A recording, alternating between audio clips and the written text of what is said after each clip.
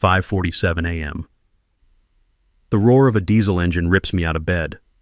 I bolt outside in nothing but boxers, barefoot on cold gravel, and see my 28-foot Grady White, my entire life savings, already hooked to a tow truck, rolling down the street like it's trash.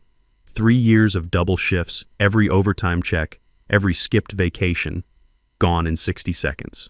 And there she is, Delilah Westbrook, HOA president, arms crossed in her $300 Lululemon set, smirking like she just won the lottery. "Your boat's too big for our neighborhood, Marcus." I'm shaking with rage, ready to lose everything in that moment, when I remember one tiny detail I never told a soul. Turns out that little lake everyone uses, the one their precious boating club treats like a playground, I own it, every single inch.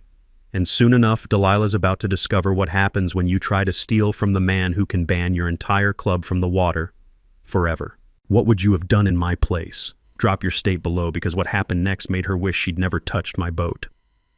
Let me back up and tell you how a boat mechanic like me ended up in a war with the neighborhood queen. I'm Marcus Kellerman, 52, spent my life elbow deep in boat engines. 20 years in a cramped apartment above my shop, hands permanently stained with motor oil, living paycheck to paycheck. The smell of diesel fuel and WD-40 was my daily cologne. Then Uncle Ezra changed everything.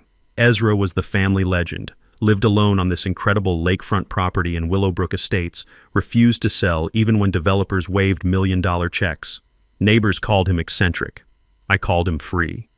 When his lawyer called saying he'd left me everything, I thought someone was pranking me. Sarah and I drove out there on a rainy Tuesday afternoon. The moment we stepped out of my beat-up pickup, everything changed. 3 acres on Clearwater Lake, private docks stretching into crystal clear water, and a house that felt like someone else's dream. That first morning as the new owner, the smell of clean lake water mixed with honeysuckle nearly knocked me over.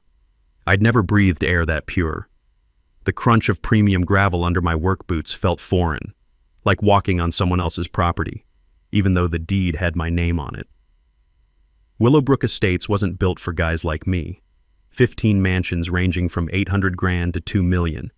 The kind of place where everyone drives luxury cars with dealer plates still attached and discusses quarterly earnings over morning coffee. Perfectly manicured lawns, underground sprinkler systems, the works.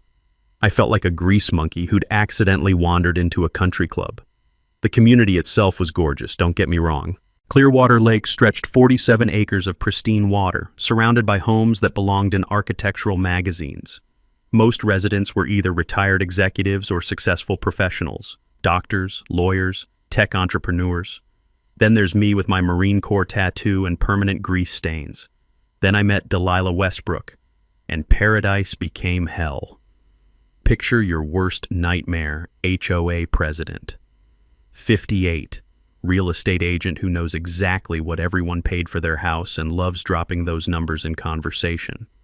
Blonde hair that costs more than my monthly grocery budget, always dressed like she's heading to a country club lunch. Married to Richard Westbrook, who owns the biggest marine dealership in 3 counties. Conflict of interest, anyone? They live in the crown jewel of Willowbrook, a massive lakefront mansion with professional landscaping, a 3-car garage, and a 35-foot sea ray anchored at the community dock like it owns the place. For 3 years, Delilah had been running this community like her personal kingdom, interpreting every rule to benefit her inner circle. The war started my second week.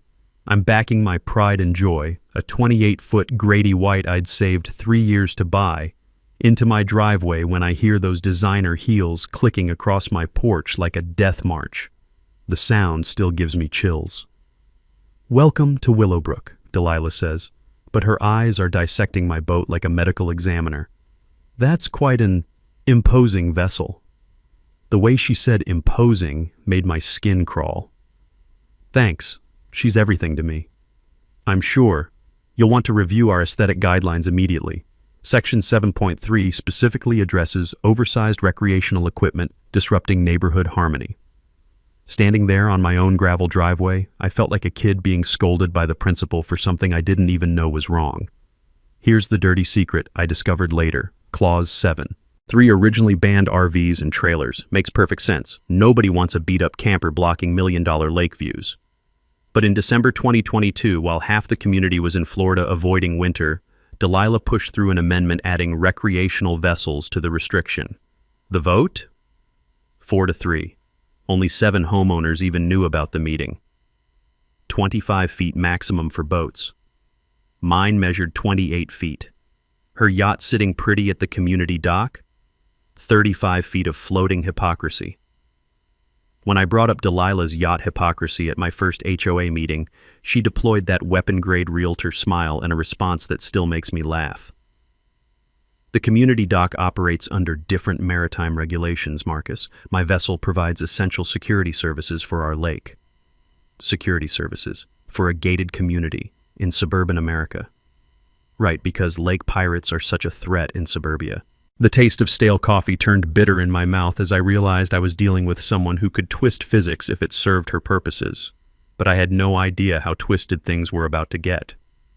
3 days later, I wake up to find a manila envelope taped to my front door like some kind of legal death warrant. Inside, a bill for $1,050, boat retrieval fee plus daily storage at, surprise, surprise, Westbrook Marine, Delilah's husband's lot. The paperwork demanded proof of compliance modifications before release. What modifications? Sawing 3 feet off my boat? Installing a shrinking ray? This is literally extortion, I told Sarah over breakfast, my hands shaking as I read the fine print.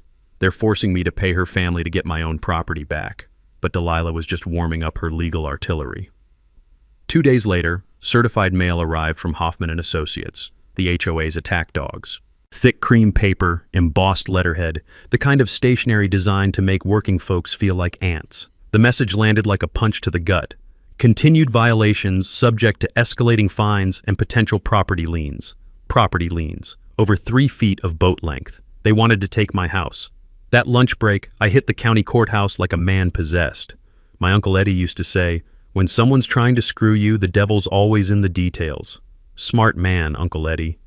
I started digging through public records, and the smell of old paper and bureaucracy filled my nostrils as I uncovered Delilah's dirty little secret. The original 1987 HOA covenants, clean as a whistle. No boat restrictions whatsoever. Recreational vehicles clearly meant RVs and trailers, period. But there it was, buried in a December 2022 amendment. Recreational vessels exceeding community aesthetic standards. Slipped through when half the community was in Florida avoiding winter. I remembered something from my divorce lawyer days. Yeah, Sarah and I had a rough patch once about HOA rules requiring proper notice and quorum. Most states mandate 30-day advance notice to all homeowners plus minimum attendance for valid votes. Delilah's little coup? 7 people out of 15 households. Legally sketchy at best. Armed with this ammunition, I launched my counterattack. That weekend, I became the neighborhood's most dedicated boat measurer. Camera in hand, tape measure ready, I documented every vessel in Willowbrook like I was conducting a marine census. My neighbors probably thought I'd snapped, but I was building a lawsuit. 6 boats over 25 feet, 6, including Dr. Patel's 27-footer and Jim Morrison's 30-foot cabin cruiser. All stored on private property, all owned by people who had no clue they were suddenly criminals in Delilah's kingdom. The spreadsheet I created was a thing of beauty. Boat names, exact measurements, storage locations, photographic evidence. Perfect documentation of selective enforcement that would make any civil rights lawyer drool. But Delilah had more tricks up her designer sleeves. Monday morning brought another envelope, thicker this time, an amended violation notice that read like a comedy sketch written by a control freak. Boat trailer color violation, white instead of community-approved charcoal gray. Boat name visibility violation. My Sarah's Dream lettering was excessively prominent for residential viewing areas. Improper covering violation. Blue tarps were aesthetically incompatible with neighborhood standards. Total fines, $2,100. For a boat, legally parked, on property I owned. The audacity was breathtaking. I fired back immediately, submitting a formal complaint about Delilah's 35-foot yacht violation. If 25 feet was the limit, her floating palace needed to go, regardless of her imaginary security patrol duties. Her response arrived faster than pizza delivery. Another violation notice, this one citing retaliatory behavior and harassment of board members. Apparently requesting equal treatment under the law qualified as harassment in Queen Delilah's court. That's when I realized something chilling. This woman wasn't just power-hungry. She was creating a reign of terror. My neighbor Beatrice confirmed it that evening, appearing at my door after dark like a refugee seeking asylum. The smell of her nervous lavender perfume mixed with genuine fear. "She got me too," Beatrice whispered, eyes darting around. 15 years, same pool deck, suddenly it's non-conforming gray. Jim's work truck, 20 years in his own driveway, suddenly commercial vehicle violation. Standing there in my doorway watching a 70-year-old schoolteacher scurry home in fear, I understood the true scope of Delilah's tyranny. This wasn't about rules or property values. This was about control. Total, absolute control. What Delilah didn't know was that Uncle Ezra had left me the ultimate trump card. But first, she was about to show me just how ruthless a cornered HOA dictator could become. Delilah's next move hit me like a freight train loaded with legal documents. Thursday morning, I'm sipping coffee and checking mail when I find a notice that makes the mug slip from my hands, ceramic exploding across the driveway like my hopes for a peaceful life. Property lien, filed against my house for accumulating HOA violations and unpaid fines, $4,000, growing by $150 daily like some financial cancer. But that wasn't even the knockout punch. Delilah had convinced the board to revoke my guest parking privileges, which meant my marine repair customers, guys who'd been coming to me for years, couldn't park in the community anymore. My side business, the income that helped pay the mortgage on this dream house, was being systematically strangled. "She's trying to bankrupt us," I told Sarah that evening, legal papers scattered across our kitchen table like evidence of a crime. The smell of reheated lasagna couldn't mask the bitter taste of financial warfare in the air. Meanwhile, Delilah was poisoning the community well against me. Conversations died when I walked past the mailboxes. The UPS guy mentioned hearing rumors about my unlicensed commercial operations. Even sweet Mrs. Naomi started crossing the street to avoid me like I had some contagious disease called property value destruction. That weekend, I made the best $500 investment of my life, a consultation with attorney Janelle Rodriguez. Sharp as a scalpel, late 30s, the kind of lawyer who'd made a career out of slaying neighborhood dragons. "Your HOA is playing fast and loose with state regulations," she said after reviewing my documentation. "These amendments were rammed through during holiday season without proper homeowner notification." She explained something that gave me my first real hope in weeks. My old divorce attorney had mentioned this years ago. HOA covenant changes require specific procedures. 30-day advance notice, certified mail to all residents, proper quorum for voting. Delilah's boat restrictions, pushed through with 7 people present out of 15 households, minimal notice, during Christmas week when half the community was traveling. The entire amendment could be legally void, Rodriguez said, and for the first time in weeks I felt like I could breathe. But while Rodriguez prepared our legal counterattack, Delilah was escalating to psychological warfare. My boat trailer tires were slashed Tuesday night. 4 brand new Michelin tires reduced to rubber confetti in my own driveway. The security cameras that had worked perfectly for months mysteriously malfunctioned, according to the management company. Repair estimate, $300 I didn't have. Then came the emergency assessment notice, $3,200 per household for enhanced security measures following recent vandalism incidents. The timing was so obviously targeted, it made my teeth ache. But Delilah's true masterpiece was the complaint blitzkrieg. Anonymous reports flooded county offices faster than a burst dam. Environmental services showed up investigating illegal runoff from commercial activities. The fire department responded to tips about improperly stored hazardous materials. Code enforcement arrived checking for unpermitted structural modifications I'd never made. Every inspection came up clean, but that wasn't the point. The message was crystal clear. Challenge Queen Delilah, and your life becomes a bureaucratic horror show. The community was cracking apart like a sidewalk in an earthquake. Dr. Patel whispered about getting violation notices for his garden gnomes. Apparently they violated cultural aesthetic standards. Jim Morrison's routine deck repair permit was suddenly rejected after 20 years of automatic approvals. Beatrice's teenage grandson got banned from the community dock for loitering and disruptive behavior. Kid was just feeding the ducks. Anyone who'd shown me basic human decency was getting the full Delilah treatment. But something beautiful started happening. Beatrice, Dr. Patel, and Jim began fighting back. Secret meetings in my workshop, sharing violation photos, documenting harassment patterns like we were building a war crimes tribunal, which honestly we kind of were. The smell of sawdust and motor oil in my workshop became the scent of resistance. These weren't just neighbors anymore. They were allies in a battle for basic fairness. That's when Rodriguez called with news that made my pulse quicken. "Marcus, I've been diving deeper into your property history. Your Uncle Ezra's deed contains some interesting provisions I want to research further. Water rights, easement clauses, some technical language about lake access that predates the HOA formation." She couldn't give details yet, needed to verify records at the county assessor's office, but her tone carried the excitement of a prospector who'd found gold glinting in the pan. "Next week, we meet at the courthouse," she said. "I have a feeling your uncle left you more than just a pretty house." Delilah thought she was crushing a troublesome blue-collar neighbor who didn't belong in her pristine kingdom.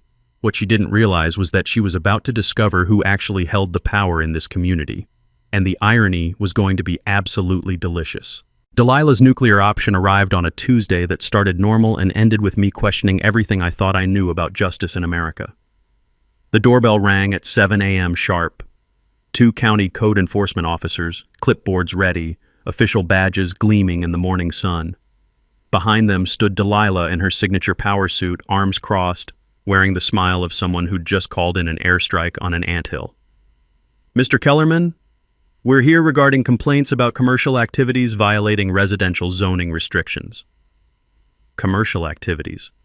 Because apparently fixing a neighbor's boat engine in my own garage now qualified as running General Motors from my driveway. But that was just the opening act of Delilah's symphony of harassment. The HOA emergency meeting that evening was a kangaroo court disguised as democracy. 5 board members, all Delilah loyalists, voted to ban all watercraft maintenance activities on residential properties. And the vote was 5-4, with Dr. Patel, Beatrice, Jim, and surprisingly, Mrs. Naomi standing with me. "Community safety requires professional oversight of mechanical activities," Delilah announced, reading from prepared remarks like she was delivering a State of the Union address. "Residential areas aren't appropriate for commercial marine services." The irony burned like acid reflux. Her husband ran a marine business, but somehow my occasionally helping neighbors was a threat to civilization. 2 days later, the harassment went criminal. I'm walking to my mailbox when Officer Bradley from County Sheriff's Department pulls up, the crunch of gravel under his patrol car tires sounding ominous in the morning quiet. My heart rate spiked. Nothing good ever starts with a police visit at breakfast time. "Mr. Kellerman, I need to ask you about some threats allegedly made against Mrs. Delilah Westbrook." Threats. Apparently, my heated comment at the HOA meeting, "This harassment needs to stop before someone gets hurt," had been transformed into a terroristic threat worthy of police investigation. Officer Bradley was professional but thorough, took statements, reviewed security footage, asked neighbors about my behavior. Thank God for character witnesses. Dr. Patel's testimonial about my consistently calm and professional demeanor probably saved me from arrest. But here's where things got interesting. While Officer Bradley was interviewing neighbors, he discovered something that made Delilah's face go white as fresh paint. Jim Morrison mentioned the slashed tires. Mrs. Naomi brought up the mysterious security camera malfunctions. Dr. Patel shared photos of his own property vandalism. Suddenly, Officer Bradley wasn't just investigating alleged threats from me. He was documenting a pattern of harassment against me. "Ma'am," he told Delilah, "I'm seeing evidence of ongoing property crimes here. Have you filed reports about any of these incidents?" Delilah's mouth opened and closed like a fish gasping for air. She'd been so focused on destroying me that she'd forgotten her harassment campaign was also illegal. These are separate matters, officer. My complaint is about verbal threats." "Understood, but I'm required to investigate all criminal activity I encounter. Mr. Kellerman, have you filed reports about the tire slashing and property damage?" The tables were turning right there in my driveway, and Delilah knew it. While I was dealing with potential criminal charges that were looking shakier by the minute, Delilah launched her most desperate move yet, foreclosure proceedings. The notice arrived via process server, a thin, nervous man who looked apologetic about delivering documents that could cost me my home. Unpaid fines totaling $6,800, plus legal fees, plus interest. The HOA was demanding immediate payment or forced sale of my property.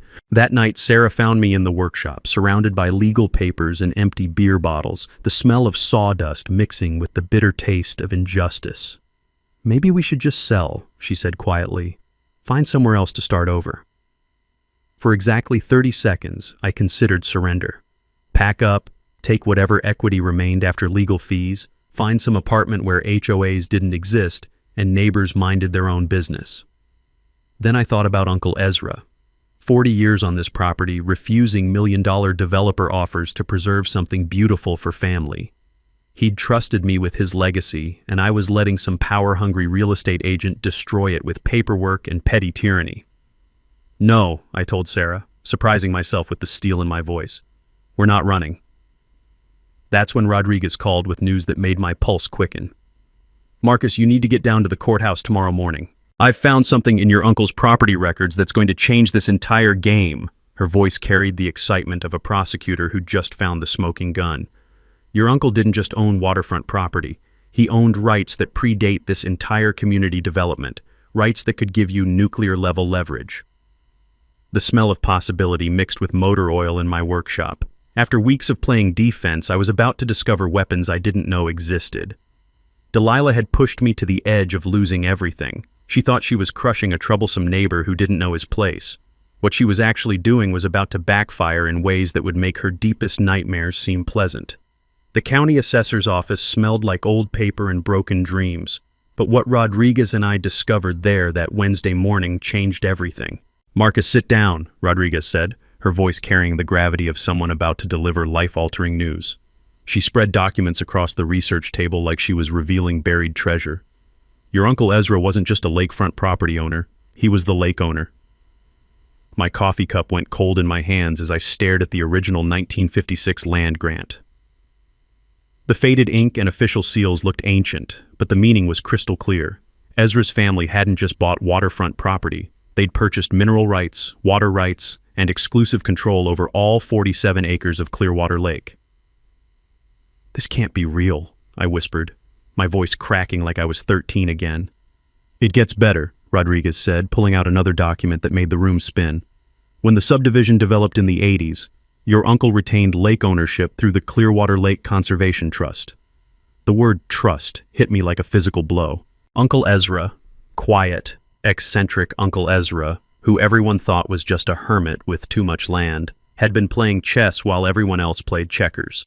He'd established a conservation trust in 1987, maintaining complete control over the lake bed, water rights, and a 50-foot buffer zone around the entire shoreline.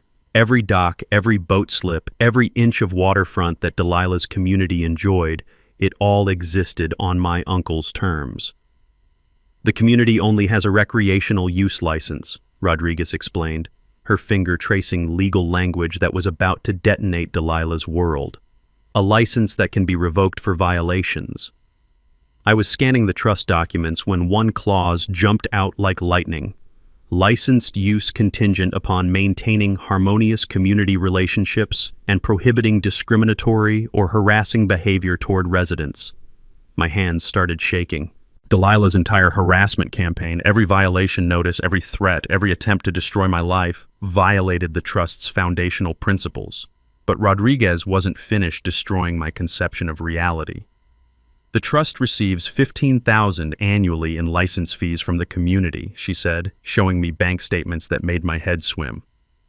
"Money accumulating in an account for 36 years. Money that's legally yours as trustee." The math made me dizzy. Over $500,000 just sitting there. And Marcus? Westbrook Marine has been using trust property for commercial boat storage without authorization. They owe $18,000 in unpaid fees. The irony was so perfect it physically hurt. Delilah's husband had been running illegal commercial operations on my property while she was destroying me for fixing neighbors' boats in my garage. The smell of victory mixed with old paper and disbelief. "What does this mean?" I asked, though my racing heart already knew. Rodriguez's smile could have lit up the courthouse. "It means you're not fighting HOA violations anymore. You're a trustee with authority over the entire lake. You can terminate water access. You can ban individuals for trust violations. You can shut down unauthorized commercial activities." I thought about every humiliation, the towed boat, the violation notices, the threats, the sleepless nights worrying about losing my home. Delilah had spent months trying to control my access to 3 feet of boat length. She'd been terrorizing the person who owned the entire lake. "There's one more thing," Rodriguez said, unfolding a property map. "This 50-foot buffer zone, half the community docks are built on trust land without authorization, including Delilah's dock, her husband's storage area. The yacht club slips where her friends parked their floating symbols of superiority. All of it sat on property I controlled. So while she was trying to take away my boat privileges, you could take away everyone's lake privileges, including hers. Uncle Ezra, you beautiful, brilliant man, you'd given me the ultimate trump card. Now I just had to decide how to play it. Walking out of that courthouse, I felt like I'd just discovered I was secretly Superman. But Rodriguez yanked me back to reality fast. "Marcus, having nuclear weapons doesn't mean you should use them," she said, legal documents scattered across her car dashboard like battle plans. "We need surgical precision, not scorched earth." She was absolutely right. I could obliterate Delilah's world tomorrow, revoke every permit, shut down the yacht club, ban her husband's business permanently. But that would hurt innocent people like Beatrice and Dr. Patel, who'd risked everything to support me. "Smart revenge is better than satisfying revenge," Rodriguez said, and I knew Uncle Ezra would have loved that philosophy. That evening, I called an emergency war council in my workshop. The familiar smell of sawdust and motor oil felt like sanctuary as my allies gathered around the workbench. Beatrice, Dr. Patel, Jim, and Sarah, my unlikely band of suburban rebels. "I need to tell you something that's going to sound insane," I began. "I own the lake." The silence stretched so long I could hear Mrs. Naomi's wind chimes tinkling next door. "Excuse me?" Jim said, nearly dropping his coffee. When I finished explaining the trust discovery, Dr. Patel, 30 years in federal research, grasped the implications first. "You're telling me Delilah has been terrorizing the legal owner of the property she depends on for access?" "That's exactly what I'm telling you." Beatrice started that laugh that comes when karma gets so perfect it hurts. "She spent months making you feel unwelcome in your own community. Turns out she's the trespasser. But I wasn't planning simple revenge. Uncle Ezra had created something bigger, a vision of conservation and community that I was honor-bound to protect." The next week became a masterclass in legal warfare preparation. Rodriguez and I built our case like architects designing a cathedral. Every detail perfect, every angle covered. Trust law, I learned from my old construction days working historic preservation, gives trustees massive power but clear responsibilities. I could terminate violations, but everything had to serve the trust's conservation and community goals. Our investigation revealed Delilah's full criminal enterprise. Westbrook Marine wasn't just storing boats illegally. They'd been charging premium rates for exclusive lakefront access they had no rights to provide. The scam was brilliant. Create HOA restrictions, forcing residents to use specific services, then profit from that captive market. "It's extortion with paperwork," Rodriguez said, her voice carrying the excitement of a prosecutor who'd found the perfect case. Meanwhile, Dr. Patel was conducting covert intelligence operations that would have made the CIA proud. His anonymous community survey revealed explosive results. 11 households hated Delilah's leadership, 8 didn't know about her husband's conflicts of interest, 6 had received retaliatory violations since my boat war began. The community was a powder keg waiting for someone to light the fuse. That's when I remembered Sergeant Morrison's advice from my Marine Corps days: win the war before firing the first shot. Instead of attacking immediately, I'd let Delilah's desperation create more violations while building an overwhelming case. The strategy was beautifully simple. Give her enough rope to hang herself while documenting every illegal action for maximum legal devastation. Rodriguez was preparing a multi-pronged assault that would have impressed Napoleon. Civil rights violations for discriminatory enforcement, trust violations for unauthorized commercial exploitation, contract fraud for illegal fee structures, financial crimes for the captive market scheme. "We're not just stopping a neighborhood bully," she explained, her eyes gleaming with legal bloodlust. "We're dismantling organized community fraud." But the genius move was the environmental angle. Conservation trusts qualify for federal matching grants. I could use accumulated trust funds to leverage serious money for habitat restoration, water quality improvements, and community facility upgrades. Instead of just destroying Delilah, I could transform Willowbrook into everything it pretended to be.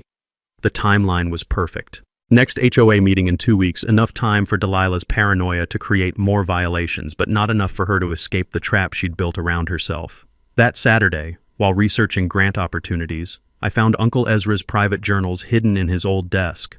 The smell of aged leather and pipe tobacco brought back childhood memories as I read his true vision for the property.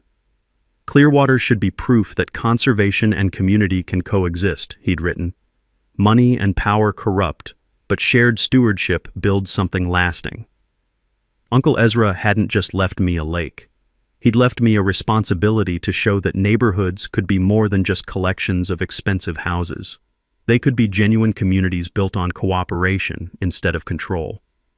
Sarah found me that evening, surrounded by environmental research and legal documents, planning the restoration of paradise. He knew this day would come, she said softly. Your uncle always said bullies eventually pick fights with the wrong people. Looking out at moonlight dancing on water that legally belonged to me, I felt the weight of destiny settling on my shoulders. Delilah thought she was crushing a troublesome neighbor. She had no idea she was about to face judgment from the rightful guardian of everything she'd taken for granted. Justice was coming, and it was going to be absolutely beautiful. Believing I was defeated and broken, Delilah decided to go for the kill shot. The emergency HOA meeting notice arrived on a Friday with all the subtlety of a nuclear bomb. Community Standards Enforcement Protocol Implementation, scheduled for Tuesday. Translation: Delilah was crowning herself Queen of Willowbrook permanently. The agenda read like a dictator's wet dream. Monthly waterfront maintenance fees of $500 for all boat owners. Mandatory use of approved service providers for marine work. Coincidentally, only Westbrook Marine qualified. Installation of community compliance monitoring systems that were definitely surveillance cameras pointed at everyone's driveways. She's not even pretending this is about rules anymore, Sarah said, reading the notice over coffee that tasted bitter as our situation. This is complete neighborhood conquest. But Delilah's desperation was showing in uglier ways. The Whisper campaign had escalated to character assassination. Suddenly, I wasn't just running an illegal business. I was suffering from obvious mental health issues that made me dangerous to community safety. Mrs. Patterson crossed the street when she saw me, clutching her purse like I might rob her. The UPS driver mentioned hearing I'd been making threatening calls to neighbors. Even my dentist's receptionist asked if I was handling stress okay, because someone had expressed concerns about my stability. Psychological warfare designed to make me a pariah in my own neighborhood. Then came the bribery attempts, and I knew Delilah was truly panicking. Jim appeared at my workshop Tuesday morning looking like death warmed over. The smell of sawdust couldn't mask his obvious fear. She came to my house last night, he whispered, glancing around like we were planning a bank heist. Delilah offered me free boat storage for a year if I stopped supporting you. Premium dock space worth $3,000. Dr. Patel got similar treatment, fast-track approval for his deck project plus waived fees. Beatrice was promised violation forgiveness and exemption from new community standards. When they all refused, retaliation struck like lightning. Jim's work truck suddenly violated commercial vehicle restrictions he'd followed for 20 years. Dr. Patel's garden gnomes became culturally inappropriate decorations. Beatrice's bird feeders were cited for creating unsanitary wildlife congregation. The corruption was so blatant it would have been comedy if it wasn't destroying lives. But Delilah saved her nuclear option for me. Wednesday morning, I discovered my workshop violated in the worst possible way. 15,000 in tools destroyed, engine parts scattered like shrapnel, decades of organization obliterated in one night of pure hatred. The smell of spilled motor oil mixed with the metallic taste of rage coating my mouth. Spray painted across my workshop wall in blood-red letters, "Leave now or else." But here's where Delilah made her fatal mistake. My security cameras had been mysteriously malfunctioning for weeks, but I'd learned from those failures. Hidden backup cameras I'd installed myself captured everything, including something that made my heart race when I saw the footage. The Westbrook Marine truck arriving at 2:47 a.m. wasn't driven by some hired vandal. Richard Westbrook himself climbed out, followed by two men I didn't recognize.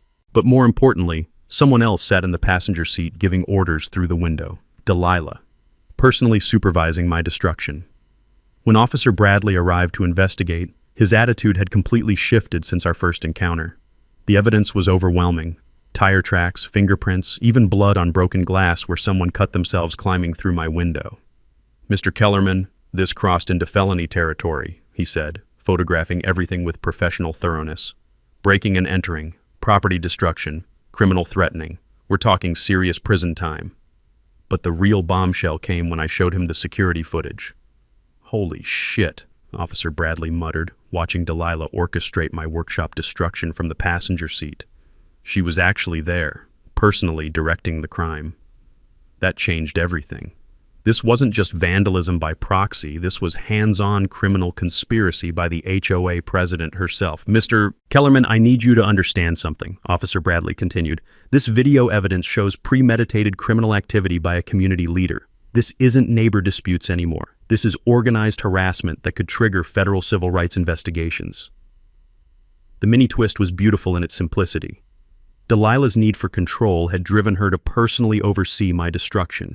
Instead of maintaining plausible deniability, she'd put herself at the crime scene, on camera, directing felonies. That evening, Rodriguez called with news that made my pulse quicken. "Marcus, I've been monitoring court filings as a precaution. Delilah just made a massive legal blunder. She filed a restraining order petition against you claiming you're dangerous and unstable." "How is that bad for us?" "Because restraining order hearings require sworn testimony, under oath, about her allegations, her evidence, and her actions. She just volunteered to testify about everything she's done, under penalty of perjury." The irony was perfect. Delilah's desperation to silence me permanently had just guaranteed she'd have to answer questions about her criminal behavior in open court. Tomorrow night's HOA meeting was going to be interesting. But the real fireworks would come when Delilah discovered that her attempt to legally silence me had just handed us the perfect platform to expose everything. Delilah's restraining order hearing was scheduled for Friday morning, but she wasn't waiting for legal proceedings to finish me off. Thursday night, she pulled her most desperate move yet, filing false police reports claiming I'd made terroristic threats against multiple neighbors. Not just her this time, but Mrs. Patterson, the mailman, even the teenage kid who delivered newspapers. According to these reports, I had allegedly threatened to blow up the whole neighborhood if they didn't stop messing with me. Again, the paperwork painted me as an unhinged veteran with anger management issues and possible explosive materials. "This is insane," Sarah said when Officer Bradley showed up at our door Thursday evening, backup units sitting in our driveway with lights flashing for the whole community to see. "Marcus hasn't threatened anyone. But the damage was done. Every neighbor was watching from their windows as police searched my property for dangerous materials. The humiliation burned like acid in my throat." Officer Bradley looked genuinely apologetic as he completed the mandatory investigation. "Mr. Kellerman, I have to follow up on these reports, but between us, the stories don't match. Mrs. Patterson claims you threatened her Tuesday, but security footage shows you were at the courthouse with your lawyer all day." The lies were unraveling in real time, but that wasn't stopping Delilah from doubling down.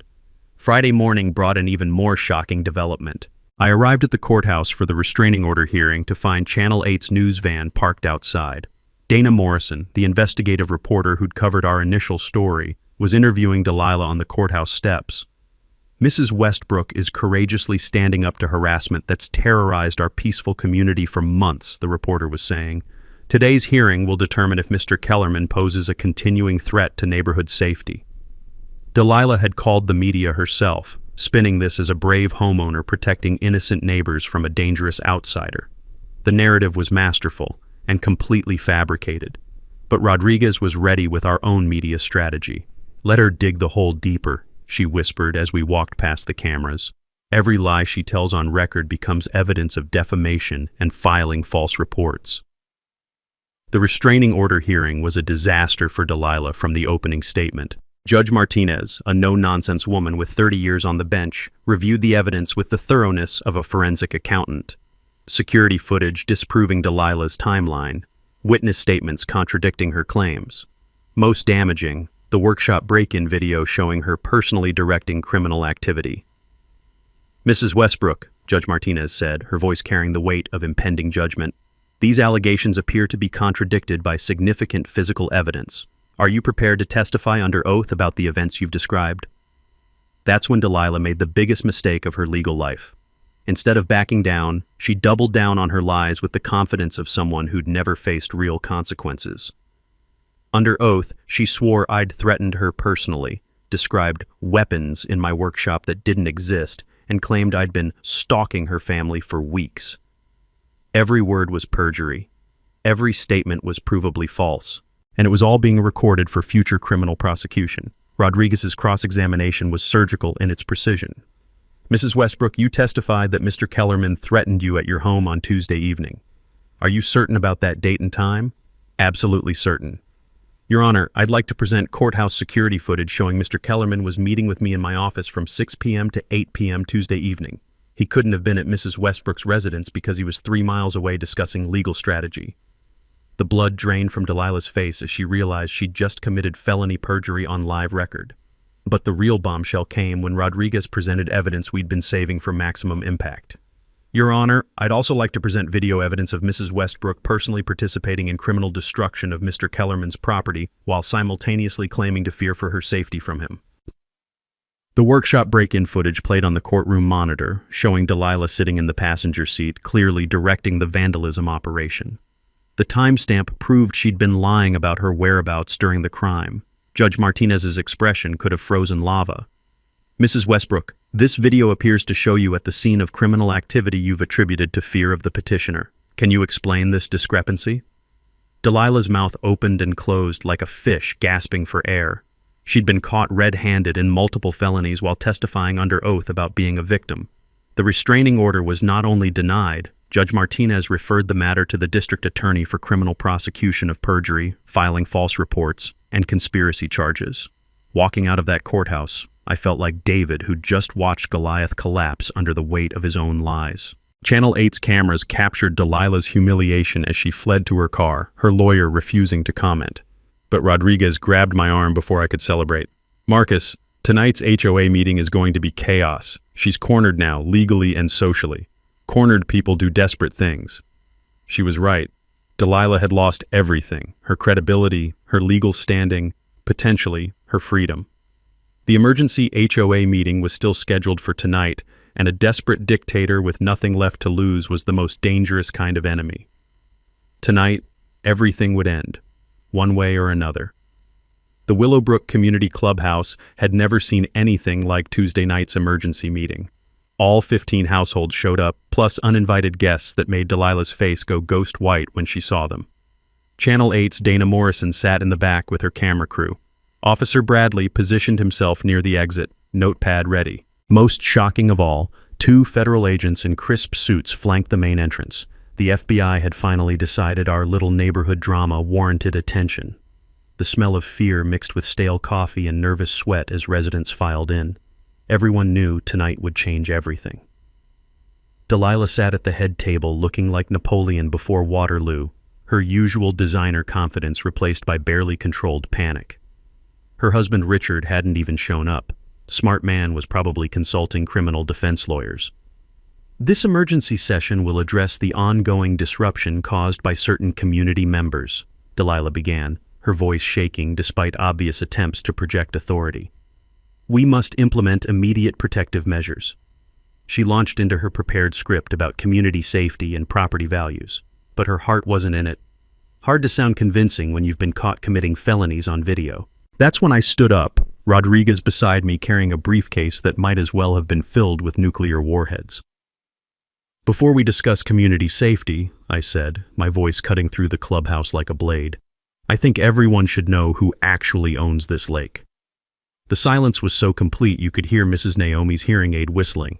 Rodriguez opened the briefcase with theatrical precision, spreading documents across the table like royal proclamations. Ladies and gentlemen, I'm attorney Janelle Rodriguez, and I'm here to present evidence that will fundamentally change how this community operates. She held up the 1956 land grant, its aged paper crackling in the sudden quiet. Marcus Kellerman didn't just inherit lakefront property from his uncle. He inherited complete ownership of Clearwater Lake through the Clearwater Lake Conservation Trust. Dr. Patel's coffee mug hit the floor with a crash that sounded like thunder. Beatrice gasped audibly. Even the FBI agents leaned forward with obvious interest. Every dock, every boat slip, every inch of waterfront access in this community exists at the discretion of the trustee, Mr. Kellerman.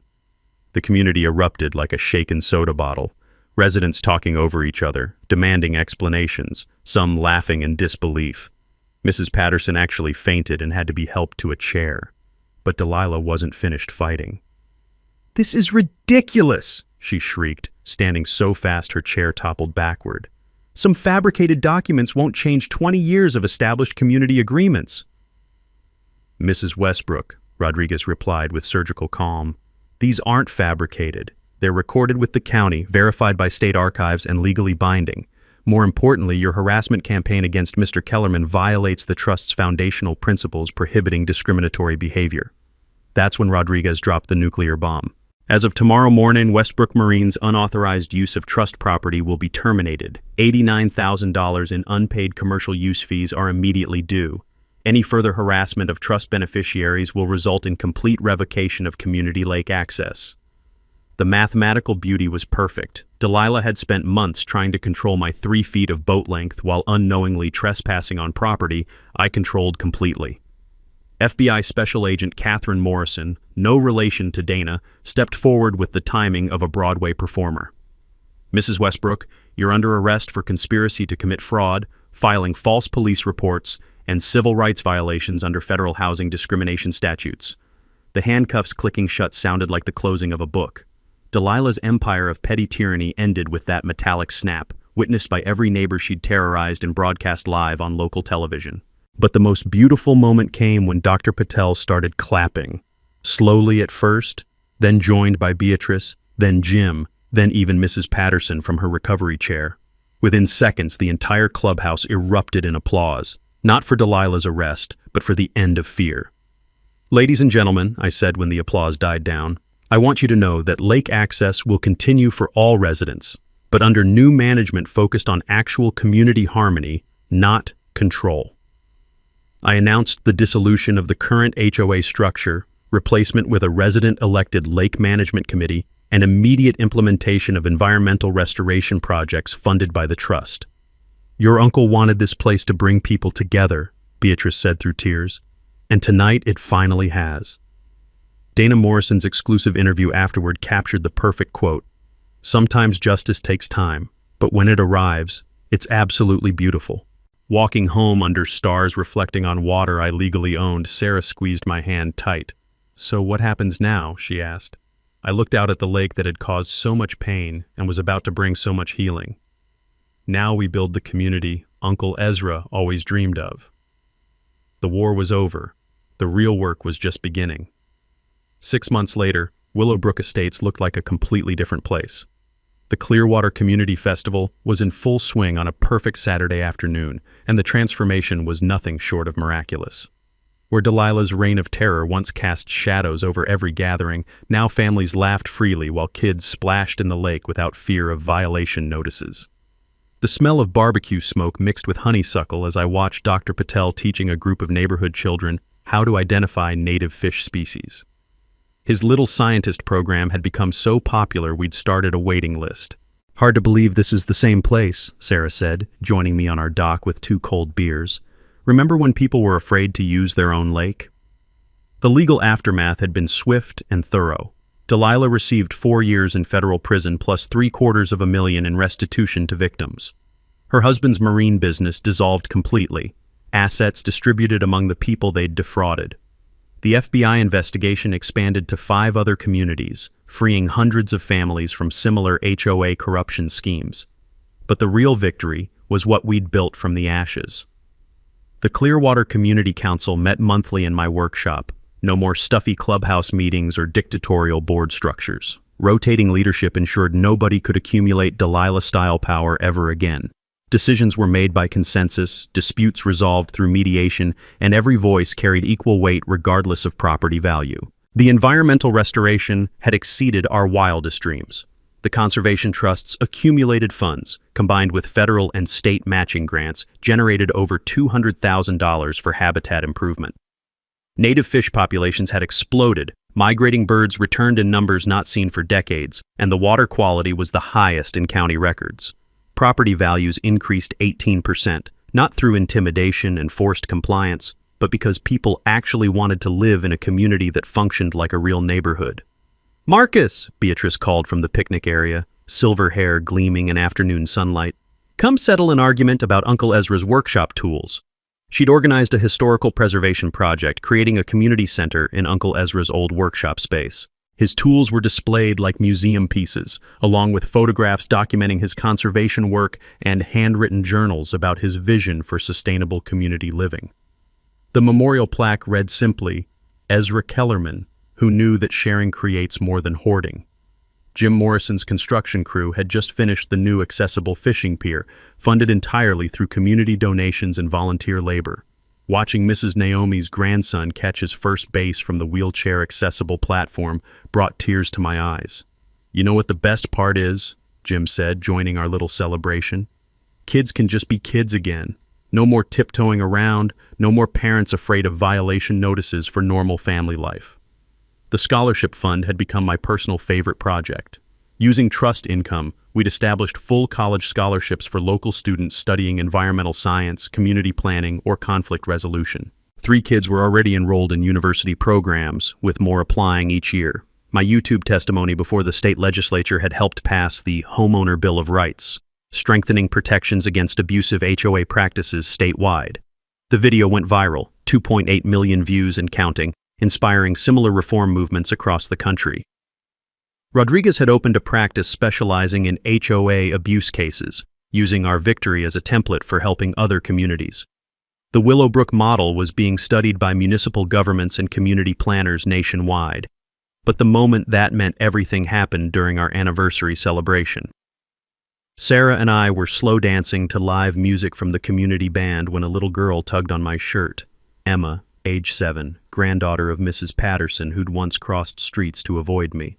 "Mr. Marcus," she said in that serious way kids have when they're about to say something important. "My grandma says you saved our neighborhood. What does that mean?" I knelt down to her level, choosing words carefully. "It means we learned that communities work best when people take care of each other instead of trying to control each other." She nodded solemnly, then brightened. "Like sharing toys instead of hoarding them?" "Exactly like that, sweetheart." As Emma skipped back to the playground we'd built where Delilah's surveillance cameras used to monitor everyone's activities, I felt Uncle Ezra's presence in the evening breeze across the water. He'd left me more than property or money. He'd left me the responsibility to prove that neighbors could choose cooperation over conflict, stewardship over selfishness. Looking around at families enjoying their community without fear, I knew we'd honored that trust completely. "So," Sarah whispered as we danced under stars reflecting on our lake, "ready for your next adventure?" I pulled her closer, breathing in the scent of clean water and shared happiness. "This is perfect, exactly as it is." But speaking of adventures, drop a comment with your own HOA nightmare story. You might just see it featured in our next video. And don't forget to subscribe and hit that notification bell because property rights battles are happening everywhere and knowledge really is power. Share this video with anyone dealing with power-hungry neighbors. Sometimes all it takes is one person standing up to change everything. Thanks for hanging out with us on HOA Stories, where the HOA Karens meet their match. If this story had you cheering or cringing, go ahead and like the video. Drop a comment with your reaction, and hit subscribe so you're ready for the next wild HOA tale.